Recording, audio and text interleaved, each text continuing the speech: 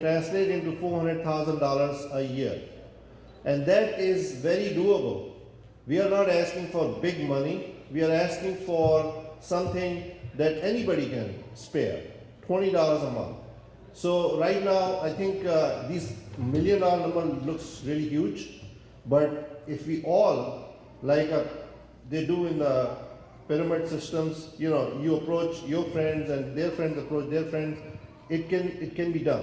We don't have to rely on large donors. And by the way, legacy of Entity is huge. And we have here graduates from 1962, Athar Javed Saab. And we have graduates from 2012 in this convention. I met 4 of them outside. I met one of them yesterday. And this is a span of 50 years. And these Entidians, they're all over the place. They're working for NASA, they're working for nuclear plants, I personally know them. They're working for Ford, GM, they're working for P&G. I mean, you name it, they have companies on NASDAQ. I mean, these people are all over the place. And we cannot underestimate the power of Entidians. The main thing is how to start this thing. The thing is, everybody's reluctant. Everybody's saying, it seems like a monumental task. I mean, a journey of 1,000 miles starts with one step. If you have a mountain to climb, you have to climb, a couple hundred feet. If the guy climbing the Mount Everest the first time, he would have been, oh shit, this is too big. I can't get up there. I mean, everybody has to make an effort. So this is what we are doing. And the success and failure of this effort is not my failure or success, or his failure or his success. It'll be a cumulative, everybody's success, everybody's failure together. Rashid, if I can add to that, with respect to the question about goal, I would term it not in terms of a dollar amount, but I would say that the goal today is that all the Entidians that are present here make a commitment to the fund. Well, this is exactly what I was going to say next. The people who were part of forming Aleph, they all have pledged for this year $1,000 each.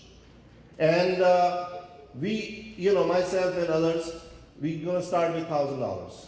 And we are expecting, others will come forward also, and they will make their pledges. But we will go into this a little later. So, yeah, I think one step, as you said, the first step of the journey is people have these triforce in their hands that actually has pledge forms, so they can start signing up as a first step.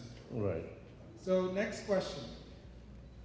Are you planning to spend whatever the profits we get on our endowment principal right away, or will it wait until it grows so that it can be used to make significant income? I think this question was answered already by Shahid Farooqi Saab, that there are 2 parts of the endowment fund. One is a non-endowed fund and one is endowed fund.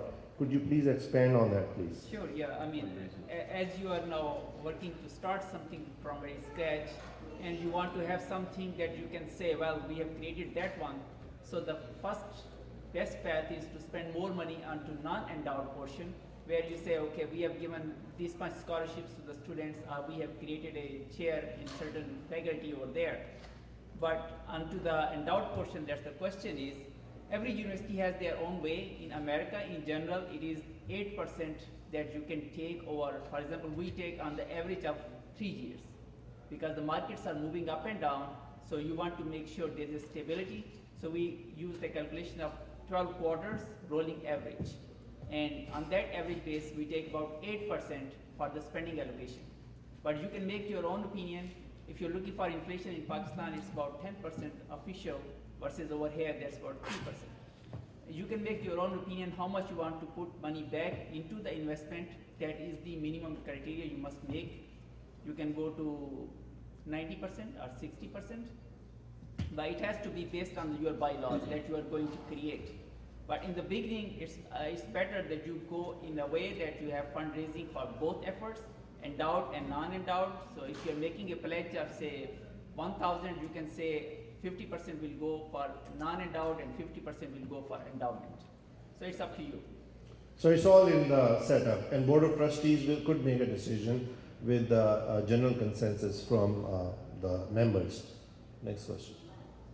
Once the funds are available to NED, what measures will be taken to ensure fair use of them, considering they will be in Pakistan environment? Where corruption abounds. Abul Islam may be addressing this question. The utilization of funds and oversight. Microphone. Yes, absolutely. We should have a transparent system, functioning system. We haven't done that at NED. Even as we talk about it, this is the first time we're doing an endowment fund in Pakistan.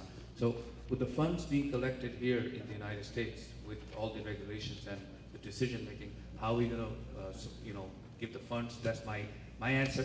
I don't have an answer for that one, but I'm looking for one from any of the panel members. Or that how are we going to address this once we have collected enough funds and we meet our target for this year? Kamal Bhai has done a lot of research on that. And Yes, actually, I was also going to ask for Ahmed Bhai. You can probably address it much better based on the experience that already from LA you have had with NED, which has a history. Sure, thank you very much. Yeah. We have in place some checks and balances in order to ensure that our people who give us the money get something in return. In other words, the success rate is shared with them. So that's how we guarantee that everything is going right. In other words, when we pick the scholarship holders, if we have 20 openings, we get 30, 40, 50 applicants in our package. Of them, we make sure that they met all the criteria whichever we set up for, like family income, it could be one parent family situation like those, and that on that basis we disperse the funds and we ensure that the funds go through the university to the students, and that way there's some check and balances. And we do get their progress every year. May I have a short answer, please? If they fail, then we withdraw the scholarship. Sorry, Kamal Bhai.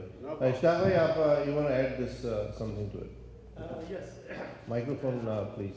Already, I think while Tanveer was there, I told him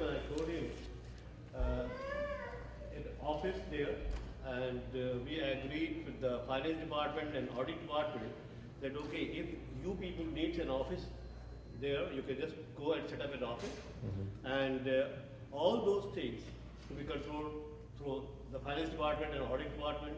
So you all are in charge for that. Right. And it has nothing to do with us. Absolutely. Next question, please. Next question, Arif gave this to me. How are you going to manage the endowment fund financially? Are you going to hire professional financial managers? The answer is yes. Yes, we have that plan, inshallah. Considering our devaluation of rupees versus dollars, what you recommend for investment of endowment funds, if created? Again, the financial managers will address those issues. Correct. In a democracy, management of convention must be open house and invite ideas. This is not related to Alif, but we have to honor the question. There is actually going to be an alumni session at 2 o'clock to discuss these matters, and whoever wrote this question, I wrote that question. Complete the whole statement that I wrote, please. Management must be open house, invite ideas from all present. For everyone. Right, so 2 o'clock we have a meeting dedicated for this. Right now, No. you are negating your objective. 2 o'clock. My friend, I'm NED 68, listen to me. You have two objectives of this morning session. Okay, we are all managers here. One is the disaster in Karachi infrastructure. No, this session. This session is to raise funds. This session is for Raise NED funds. Alif. Raise funds means I The have to give money. management of the convention, Listen to me. we have a dedicated session at 2 Listen, o'clock. listen to the people. Raise funds. Raising funds means commitment. I give money to Easy without asking because I trust him. I give money to Chappa without asking.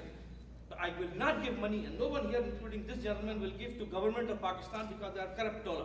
So now NED has to have a very open ethical system that every dollar that we give shall be used. When NED was 68 and 64, we were there, it was a box like this and they created us, he, him, you, me, top managers. We made money. Now NED has become a bureaucracy of inflated teachers. Your chart here said that. You have number of teachers more proportional than it was in 64. So please cut back the expenses of NED, cut back the corruption in NED management, we will give money. Thank you. I Sir, will support can I really just appreciate say it. If you don't do that, Really, really we will appreciate not do it. Thank Sir, you. I will second what you just said. Thank And you. what you said, I want to say that I feel a lot of the same things that you said. And I appreciate that somebody stood up and said what had to be said. And I was looking at the information presented by NED just now, and your observations are absolutely correct. There is apparently a huge increase in expenses, which is not in line with the number of the students. Yes, there are many things going on in NED which probably are not correct, और हमें अफसोस होता है देख के कि इस institution के साथ हमारी नज़दीक क्या ज़्यादती हो रही है. But the way I look at it is this: we have to create an influence in how that institution is running and operating.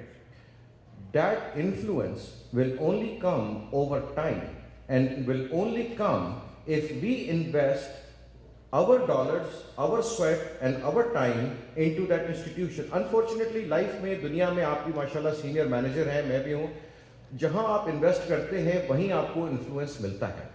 The job that we have is that we need to make sure that if I'm or you are or anybody here is providing $1 to this cause, this dollar is controlled by people that we trust, and it is spent on discrete projects and not given out as a grant to NED University. And that is exactly the charter of ALIF. That is how it is set up, and inshallah it will be run that way. And over a period of time, things will improve, and they have to improve for the sake of all of us. I hope that makes the sense. point, yes, that's a great answer. Thank you, Amin. The point is that we are hungry for people to come and join us, not with just money, with ideas, with your time. Just come and join us and tell us, I want to be part of this. I want to do this. It's very hard to get people to do things. So this is our, no matter where you are with technology, the way it is right now, we can have, your involvement and participation. Just to repeat, based on the request from alumni like you, this was not in the program, but we have an alumni session at 2 o'clock to discuss the alumni association, the conventions, and everything else. So please feel free to come here at 2 o'clock for that discussion. That will be in room number 107 upstairs. 107, yeah. Okay, there was another question that is actually not within the purview of ALIF. Why is there a big non-teaching staff in NED? I think that this can be answered after the... And the last question is there any effort in unifying with the national organization